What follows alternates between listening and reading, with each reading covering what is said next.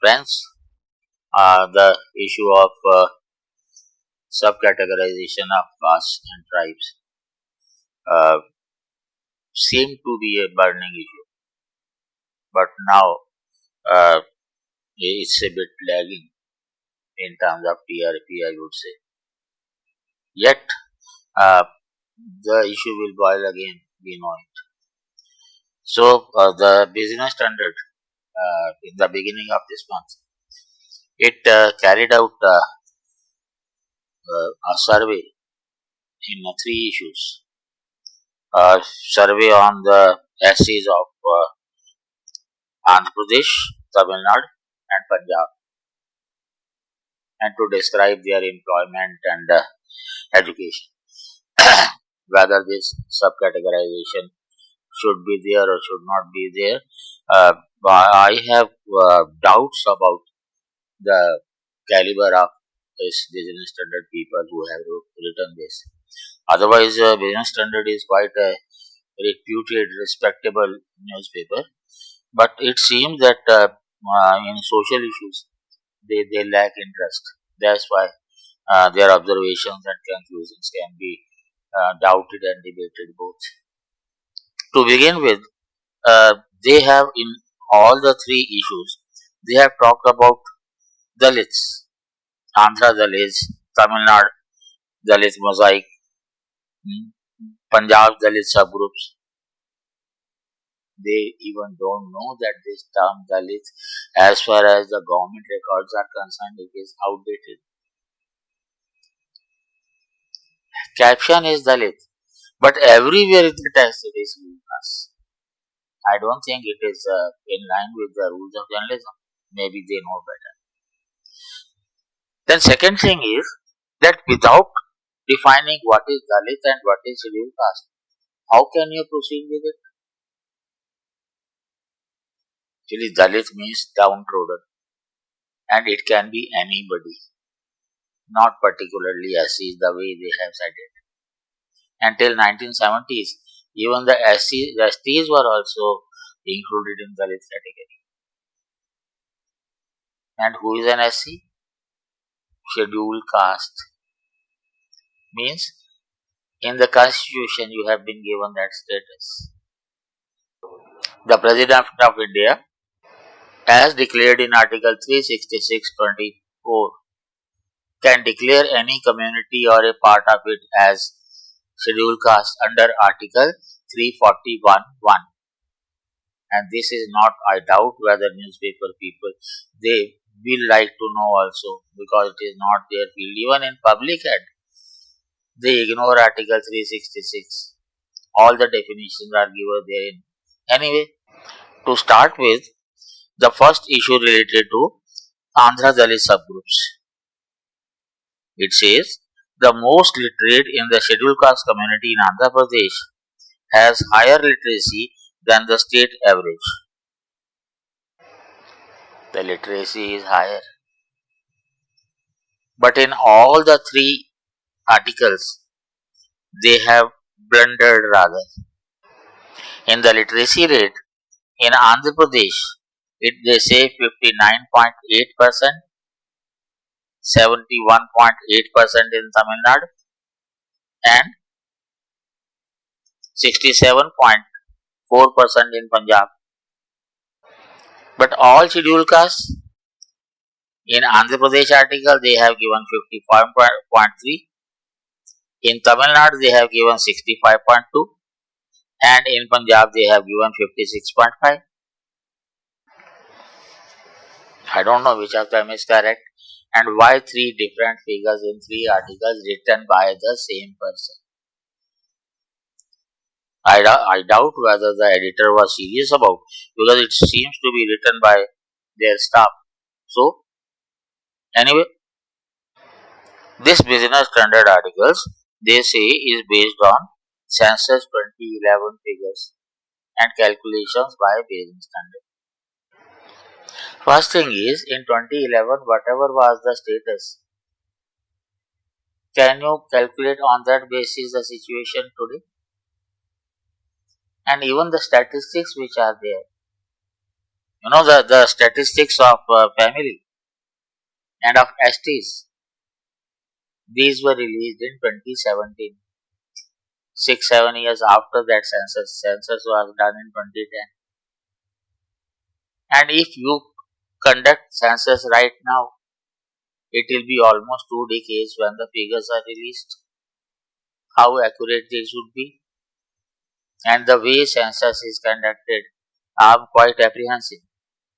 Like I was in Petragarh, in Dharchula Tehsil, in headquarter itself, the person who came for census, sitting there itself, wrote about all the people and all the villages. Even the location of villages, whatever is nearer, southwards and whatever is northwards, even those figures were wrong. And I doubt whether latest figures, latest census, they changed it. I'm talking about the census 1981. In 1980, I was there. He says the Samgara subgroup has a literacy rate of 73%. It was 71% for Mitha Ayalavar and 70% for the Arva Mala subgroups.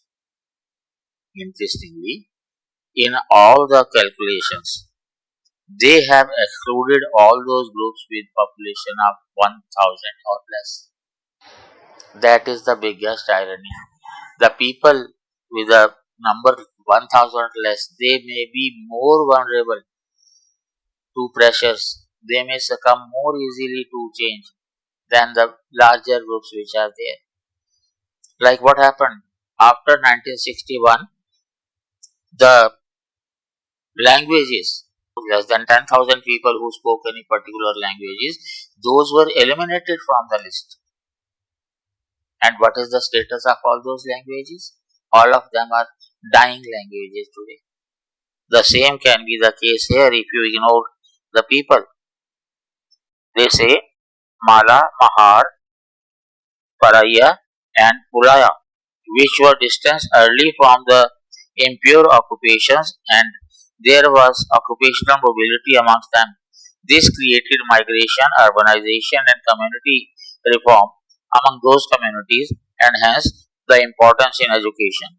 These communities also had a cross to British services, British army recruitment and community leadership, and following Ambedkar's path had a huge impact on them. Communities like Madigas, Arundhatiyas and Vamikis lacked them, and hence their low literacy. For literacy, they give credit to the British and to Dr. Ambedkar's efforts.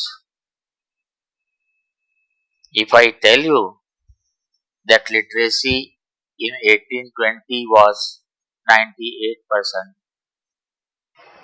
98%, and do you think all those were Savarnas? All communities, they benefited. And courtesy Macaulay, at the time of independence, our literacy was 12%. And they say that all their efforts in increasing the literacy were there. They were responsible for creation of the rich. They were responsible for destroying our economy. Like Utsa Patnaik has of JNU, she has calculated that $44.6 trillion worth of money was taken away from us. And everybody knows about Dada Bhai's book on British India. The geographical location of individual subcastes and social reforms by the government and Christian missionaries in these areas have had a bearing on their education level, said Jagati Chinna Rao, professor of JNU. Now the question is the role of Christian missionaries in education you talk about. Why don't you talk about the role of Christian missionaries in conversions? Everywhere in the last 2-3 decades, conversions have been taken up very aggressively by Islamists and also Christian missionaries. We ignore their role in that, but we talk about their education. And interestingly, the people who get converted, they are still a part of the SC category. As per law, they cannot be. But Christians tell them not to write their religion, true religion, so-called religion, but write SC category and take benefit of it.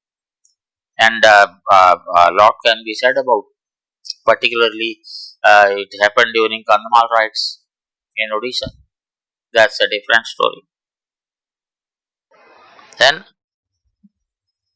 the Mashti, the Dandadasi, and the Godagali or Godagula subgroups have over 55% of their population as workers. This is higher than the scheduled caste average of 50.5%.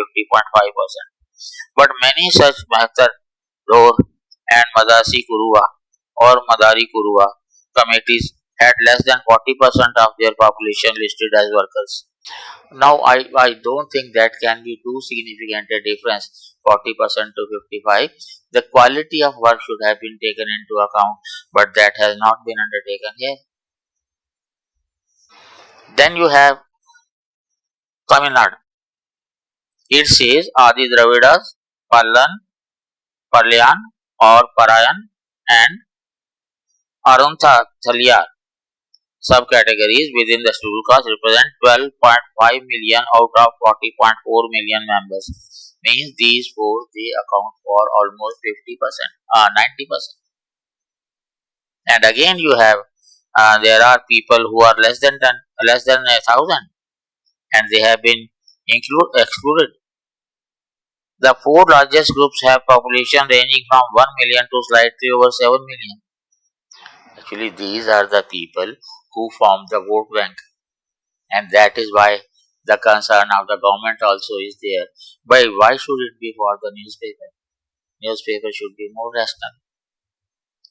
The analysis focused on subcategories with population of at least 1,000.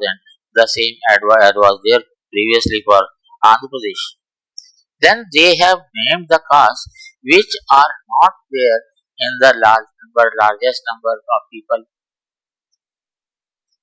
All the categories and subcategories which are there, I doubt whether anybody who is not a part of that system can understand their location, because they are named very randomly. The Madari community has 59.7% of its population recorded as workers. The Kadalyan community has the lowest proportion of workers at 33.2%. But what is their traditional business unless you know about? How do you identify your worker? That we'll talk about when Punjab we talk about. The Parvan and Adi Andhra communities have fewer than one-third of their population as employed as main workers. They have divided them into main workers who are getting job for 6 months or more, and others who do not. Maybe they get weekly or monthly or fortnightly. Then in Punjab, equally interesting is that at least 8 subgroups of scheduled castes of Punjab have over 70% of their population located in the rural areas. One thing to be very clear, we had a survey previously and it was shown that the Dalits of Punjab, they are much better than the higher castes of Tamil Nadu. But this survey says the opposite. This says that 70% of their population in rural areas, and only if you get opportunity at first instance, you try to leave the village. Means rural-urban divide is very clear, with greater opportunity for the urbans. They have cited a paper of 2012, Caste in 21st Century India, Competing Narratives from authors Sonalde Desai of the University of Maryland and JNU. They say that Mahatam or the Raisik and Sanhal or subgroups had more than 90% of their population living in rural areas. In 73.3% of the all scheduled castes in Punjab and 62% of the state across castes, the Mochi and Thaya or Dhiya subgroups had a rural population less than 10%. Here comes the debate. The question is, the communities like Dhobi or Mochi or Nai, will they have opportunities in the villages? Obviously, they will move to the cities.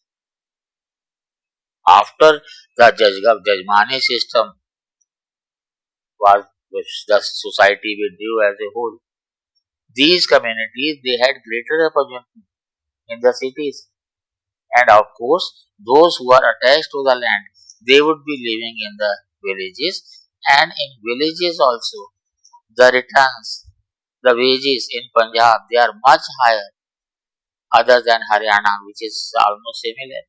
So people will like to stick to the land, and therefore this issue that in urban areas greater chances will be there doesn't apply to all the communities if you talk about. Of course, we had a study by Surendra Jodhkar, who studied Eastern UP versus Western UP, and he told that Western UP SCs they were much better economically and educationally. And he told us that the people have moved away from traditional businesses, occupations. And not only that, they are helping other scheduled castes to move away in the ladder of social hierarchy. This kind of observation we do not find at other places. Rather, journalists are not competent to take up such social surveys. And there are 39 subgroups within the scheduled caste community in Punjab. The top three have a population of over 1 million and account for more than 60% of the scheduled caste population. The bottom 10 account for less than 5,000 put together. This is important. Bottom less than 5,000 put together. Bottom 10 means on an average 500. Obviously, they will not form a vote bank. And it is not only that. Interestingly, in Tamil Nadu, uh, an observation is there that the four largest groups have population ranging from 1 million to slightly over 7 million, and Sapati, Pathian, Vatuasan subcategories in Kanyakumari district and in Tirunelveli district have fewer than 10 members each.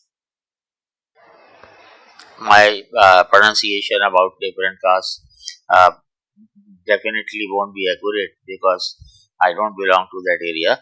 But less than 10 members each. You know what is the meaning of this? Only two families. That means they keep marrying amongst themselves only.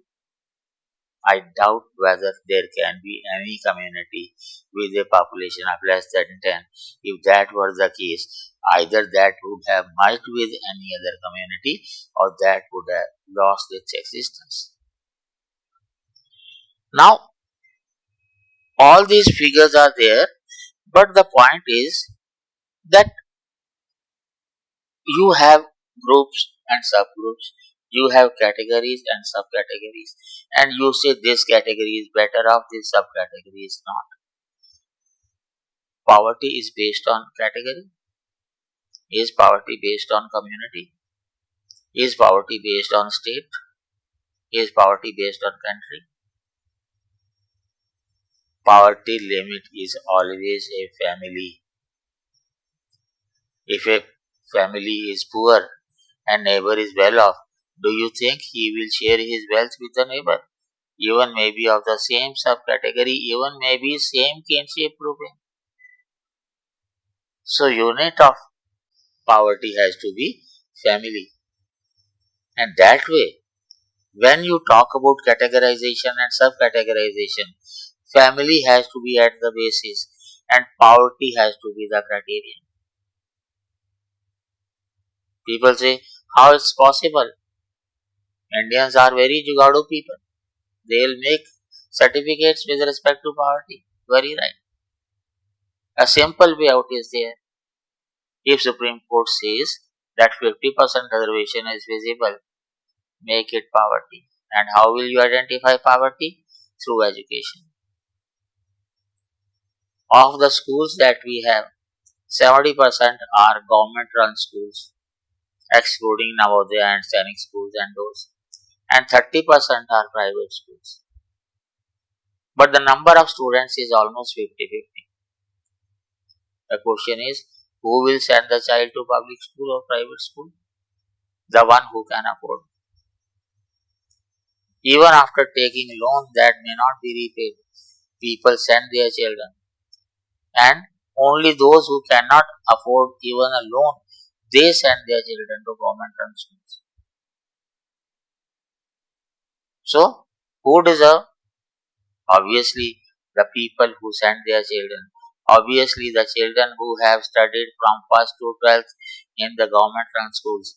Obviously, that will include most of the SCs and STs and part of OBCs and some of the families of the so-called higher caste also. There is a time to change the criteria. Once you realize that this type of reservation model, if it has failed, if you think it has not, it may take 200 years, 300 years before the parity comes. But if you think if it has not, you have to think of the alternatives. And the best alternative I can think about reservation through schools, government run schools. 50% criteria of ST Supreme Court will be fulfilled also, and all deserving people will get the reservation. Please think.